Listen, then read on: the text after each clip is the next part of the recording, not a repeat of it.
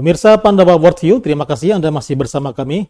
Kita melanjutkan bincang-bincang bersama Mas Mirza. Mas Mirza, Kementerian Pertahanan kan memiliki program bela negara ya, yang mana tujuannya adalah untuk meningkatkan cinta tanah air ya di kalangan sipil. Nah, Anda melihatnya seperti apa? Ya, kalau saya lihat bela negara ini bagus ya. Mengajarkan cinta tanah air kepada generasi muda maupun generasi-generasi tua ya, karena banyak juga tidak hanya generasi muda yang ikut bela negara. Kemudian bela negara ini juga mengajarkan kedisiplinan terhadap masyarakat yang baik untuk keseharian dari masyarakat itu sendiri. Misalnya pelajar yang tadinya lambat bisa bergerak cepat, karyawan yang tadinya suka ngantuk-ngantuk bisa cepat gitu karena ikut pelatihan bela negara ini. Tentu bela negara ini tujuannya untuk menanamkan kecintaan tanah air kepada generasi muda. Tapi ada yang melihat ini merupakan upaya TNI untuk masuk ke wilayah sipil ya. Tidak juga sih. Sebenarnya kalau TNI itu dari dulu ya dekat dengan sipil, dari dulu dengan rakyat itu dekat, berbaur, bergabung, karena memang TNI dengan rakyat itu tidak bisa dipisahkan. Mereka satu kesatuan, ya TNI berasal dari rakyat dan rakyat juga ingin mendapat perlindungan dari TNI. Gitu. Nah, ini menjadi strategi TNI ya, supaya seluruh wilayah NKRI ini bisa terdeteksi dengan cepat ya. Ya. Satu komando kan. Ya, dengan adanya bela negara, kemudian sekarang ditambah lagi komponen cadangan ya. Kemudian ada komponen pendukung. Sebenarnya ini kan sudah lama sekali ya. Sudah menteri-menteri sebelumnya sudah mendengungkan ini, sudah mendeklarasikan ini bahwa ada bela negara, ada komponen cadangan. Tapi waktu itu belum terrealisasi. Barulah di zaman Prabowo itu ditingkatkan komponen cadangan. Kalau bela negara itu memang sudah Dari Pak Riyamizat ya. Ya, sudah Pak Purnomo sampai Pak Purnomo. Pak Yono Sudarsono itu sudah mulai di bela negara itu di pelan-pelan dimulai dari karyawan Kementerian Pertahanan sendiri wajib mengikuti bela negara Apa selama 3 materi bulan. yang diajarkan bela negara ini? Biasanya bela negara itu mengajarkan baris berbaris ya, untuk kedisiplinan. Kemudian diajarkan juga tentang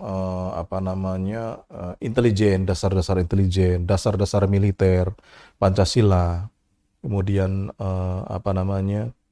diajarkan juga tentang bagaimana kita di dunia masing-masing. Kalau kita pelajar di sekolah bagaimana, kalau kita pekerja bagaimana kita di kantor, kalau kita warga biasa bagaimana kita di perumahan. Tentang perilaku kita yang sesuai dengan Pancasila. Tentunya untuk untuk mengamalkan butir-butir yang ada dalam Pancasila itu. Apakah cukup sukses berhasil ya dengan program dari zaman Menteri Pertahanan sebelumnya sampai sekarang dengan adanya program bela negara ini? Ya cukup berhasil ya, banyak yang ikut pelatihan-pelatihan bela negara dari ormas, dari berbagai unsur.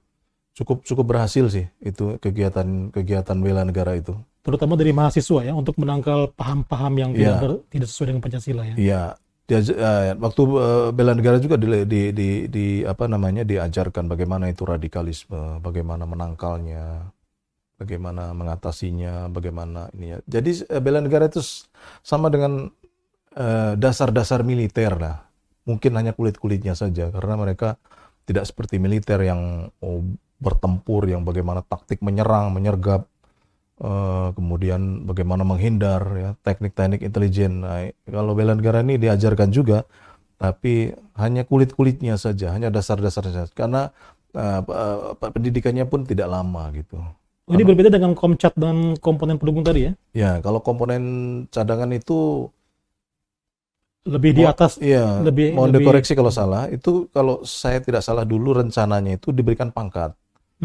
Jadi komponen cadangan ini ada pangkat, apakah dia prajurit, apakah dia sersan. Nah itu melekat itu pangkatnya. Nanti setelah dia kembali ke masyarakat, dia digaji oleh negara, diberikan gaji oleh negara sesuai dengan pangkatnya. Ketika bertempur, kalau kita lihat di luar negeri ya, kalau di film-film luar negeri itu ada orang tentara yang ikut perang. Nah seperti itulah Komcat. Jadi orang punya dasar-dasar militer yang memang diajarkan seperti di TNI gitu. Jadi mereka memang sudah bisa nembak, bisa tempur gitu. Oh, diajari menembak juga ya? Ya, diajarkan menembak, bertempur. Dia sama seperti TNI. Cuma tentu porsinya lebih banyak TNI ya, karena memang TNI komponen utamanya. Lebih ekspor ya, lebih mendalam. Iya, kalau Komcat tuh dia hanya dasar-dasar, tapi dia bisa diandalkan lah. Karena postur tubuhnya pun udah seperti TNI itu. Bajunya pun baju loreng ya, sudah loreng. Kalau loreng ini, loreng TNI. Kalau bela negara kan lorengnya biru ya. Loreng Papua itu, kalau nggak salah itu. Kalau dukungan pemerintah sendiri bagaimana dari program-programnya ini? Pemerintah itu sesuai, ada aturannya ya, sesuai undang-undang memang itu kan ada undang-undang dalam Undang-Undang Dasar 45 kan setiap warga negara berhak melakukan pembelaan terhadap negaranya. Pasal 27 kalau nggak salah Iya, ayat 3. pasal 27 itu. Nah, itulah dasar dari bela negara. Jadi setiap orang berhak itu. Dan pemerintah tentu mendukung ya, dengan memberikan pendidikan itu sudah sebagai tanda bahwa dia mendukung. Sudah diberikan pakaian, sudah diberikan seragam, sertifikat, kemudian uang saku ya selama pendidikan, dan bela negara pun suatu saat dipanggil bisa untuk berperang gitu. Seperti komponen cadangan. Cuman porsinya kalau bela negara itu dia hanya terbatas, hanya untuk kecintaan, diajarkan kecintaan terhadap tanah air. Kalau komponen cadangan itu memang dia untuk membantu komponen utama itu. Komponen TNI itu memang dia tugasnya membantu itu, membantu pergerakan pasukan itu. Jadi ini yang disebut dengan sistem pertahanan semesta itu ya, melibatkan rakyat sipil Ya, melalui program-program militer itu. ya, Sisan Kamrata ya, sistem pertahanan keamanan rakyat semesta ya, ini salah satunya. Itu seperti apa itu Siskan Kamrata itu? Sisan Kamrata itu kalau dulu di zamannya Pak Sudirman itu perang gerilya ya, jadi masyarakat itulah intelijen kita.